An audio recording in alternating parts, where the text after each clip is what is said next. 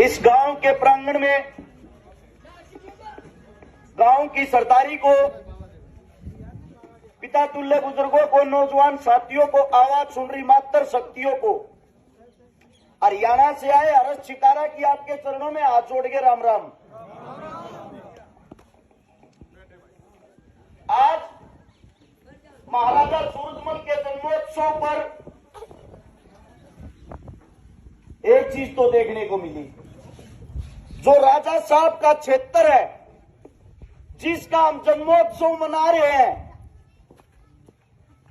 उसकी गलियों का ये विकास, ये हालात है। मैं तो ये सोच रहा था, हमारे पास तो गाड़ी है, जो गांव के गणमान्य व्यक्ति हैं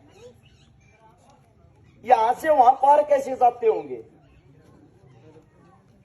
मैंने तो ऐसा बुरा हाल किसी भी क्षेत्र में, बुरा मत मानना, पूरे हिंदुस्तान में घूमा हूं, पहली बार देखा है।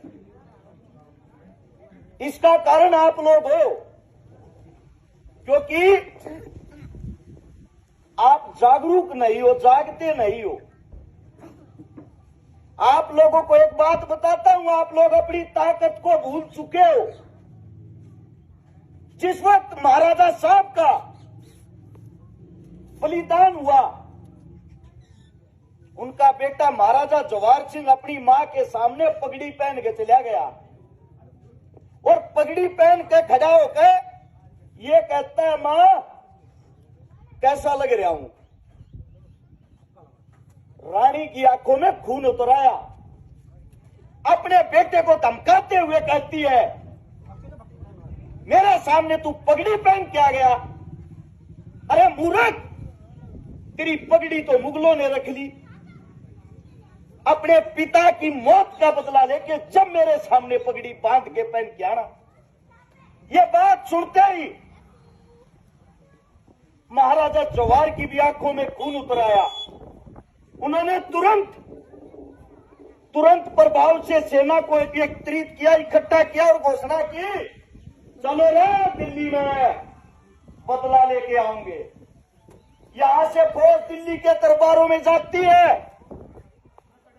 इतनी भारी फौज देखकर, हिंदुओं की इतनी भारी फौज देखकर मुगलों ने कांपते हुए लाल किले के गेट बंद कर लिए और हमारी फौज उन गेटों को तोड़ने का बार बार प्रयास कर रही।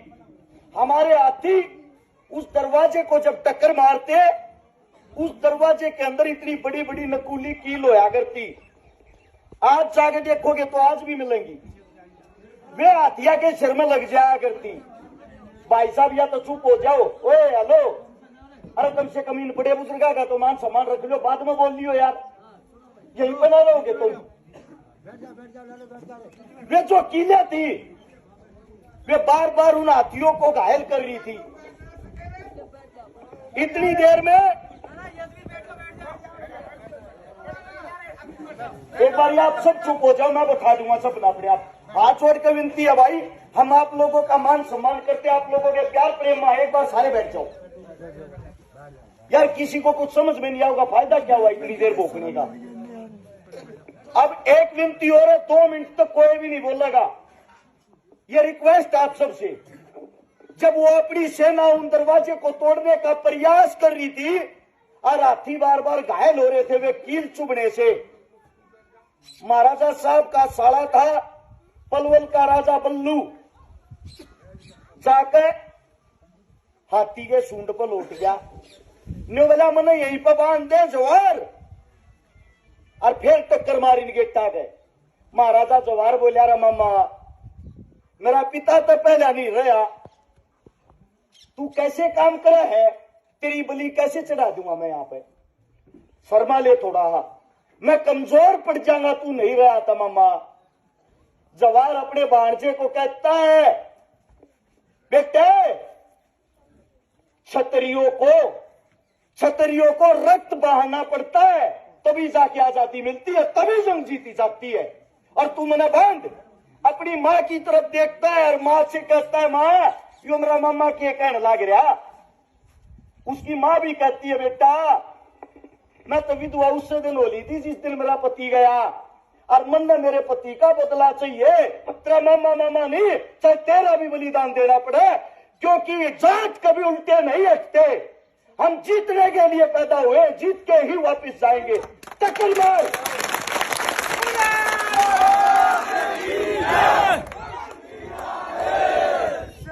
ये सब सुनकर महाराजा जवाहर सिंह अपने मामा को उस हाथी के सूंड पे बांध देता है, और जब गेट का टक्कर मारी हाथी में, गेट टूट कर दूर पड़े, और जो महाराजा साहब का मामा था वो वहीं उन गेटों पे उसका बलिदान हो गया, वहीं टंगा रह गया। उस वक्त उसके अंदर घुस के, घर में घुस के मुगलों को गाजर मूली की तरह काटा, अपने अपमान का बदला लिया। मुगल राजा जवाहर के पैरों में गिड़गिड़ाने लग गया, महाराजा साहब माफ कर दो। उनकी एक पुरानी आदत थी जो उनकी सभ्यता बन चुकी थी, वे हिंदू धर्म को जड़ से खत्म करना चाहते थे, हिंदू धर्म की चोटी काटते थे। अपने हिंदुओं में पहले हमारे बुजुर्ग बड़े नौजवान चोटी रखते थे, यह परंपरा औरंगजेब ने शुरू की थी।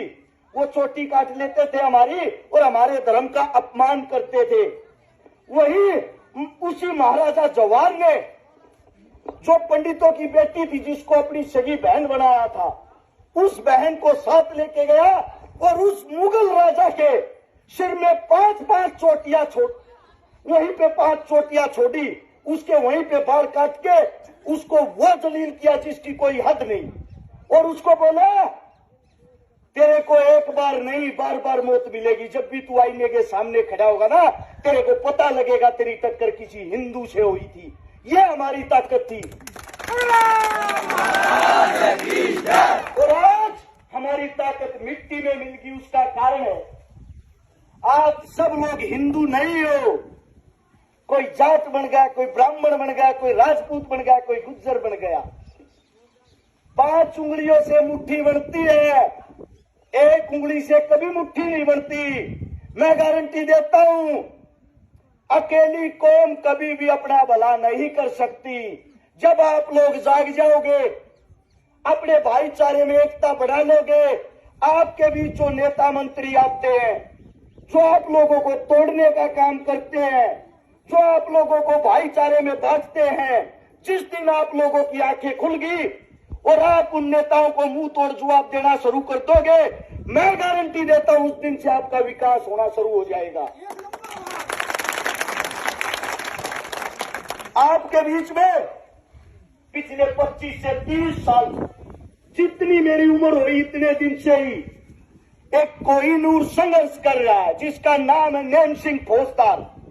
मुझे बड़ा दुख होता है बताते हुए, जब एक आदमी आप लोगों के लिए संघर्ष करता है, आप लोगों के लिए लड़ता है, जिसके अंदर भाईचारे को इकट्ठा करने की ताकत है, पता नहीं ऐसे आदमी को आप लोगों ने क्यों पीछे रख रखा है। एक बात और बता देता हूं, आप नैन सिंह फौजदार को नहीं, अपने हल्के को पीछे रख रहे हो, अपने विकास को पीछे रख रहे हो। देखो, ना तो मेरी यहां वोट है, ना यहां से मैं कोई नेता बन सकता, ना मैं यहां से नेता बनने के लिए आया हूं, लेकिन मुझे दुख इस बात का है, जिस इंसान के अंदर जुनून हो, जिस इंसान ने सुबह शाम दिन रात आप लोगों को एक करने के लिए अपनी जूतियां तड़वा ली, उस इंसान का तो जीवन भर आप लोगों ने गुणगान करना चाहिए। और एकलौता ऐसा इंसान है जो ये कहता है गुणगान तो मैं ही आप लोगों का कर लूंगा, एक बारी साथ देकर दिखा दो। इस इंसान के अंदर वो ताकत है, आपके बीच बैठे हुए इंसान के अंदर वो ताकत है, सीएम के गले में हाथ डाल के उसकी जुबान निकाल के ये पूछ सकता है तेरी औकात क्या है। लेकिन यह काम आप लोगों के दम पे कर सकता है, अकेला नैन सिंह फौजदार कुछ भी नहीं है। जिस दिन आप लोग इसको अपना समझ लोगे, अपने का मतलब ये है, इससे आगे खड़े होकर कंधे से कंधा बढ़ाकर ये कहोगे नैन सिंह जहां तक चलना है तू चल, हम तेरे से आगे खड़े हैं, उस दिन आप लोगों के विकास को कोई रोकने वाला नहीं है। याद रख लेना, मेरे को मेरे पिता समान लगता है नैन सिंह, इन्होंने मेरे को भी सिखाया है। कभी ये सोचो एक कोई नौजवान दाढ़ी वाला रहा था और पगड़ी बंधुआ का पता नहीं क्या क्या बोल रहा था। खाली बोलता नहीं, पहले अपने काम बताता हूँ जो इनसे सीख के मैंने किए हैं। शायद मेरे बुजुर्ग नहीं जानते होंगे, हरियाणा के सोनीपत में रहता हूँ। गांव मेरा लडराउन है, अरस चिकारा मेरा नाम है। 10 साल से समाज सेवा कर रहा हूँ। पिछले 2 साल में 250 उन बेटियों की शादी करवा दी जिनके माँ बाप नहीं है।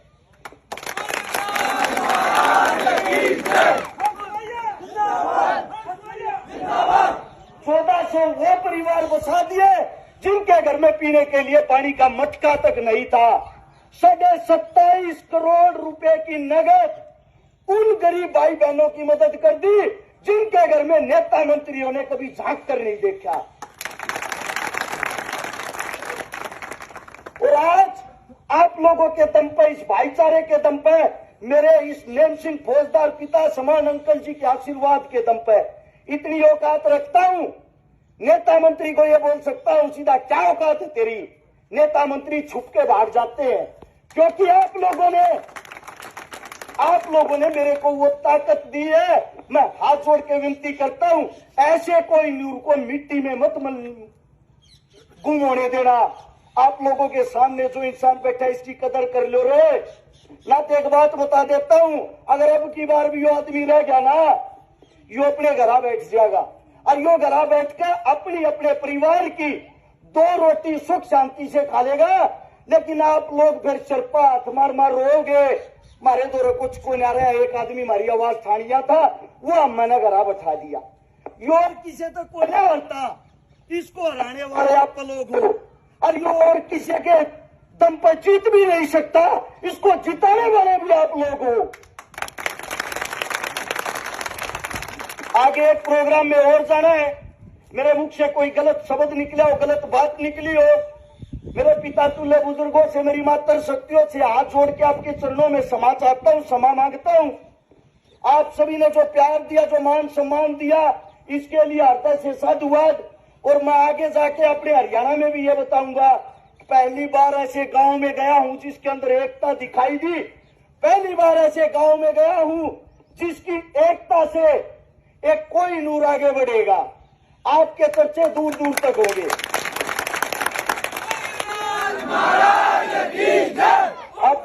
अब एक जयकारा सूरजमल जी का मैं बोलूंगा। सूरजमल जी आप लोगों ने बोलना, अमर रहे पूरी जोर शोर ताकत के साथ, ताकि आप लोगों की एकता का पता लगे।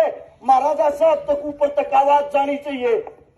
महाराजा सूरजमल, महाराजा सूरजमल।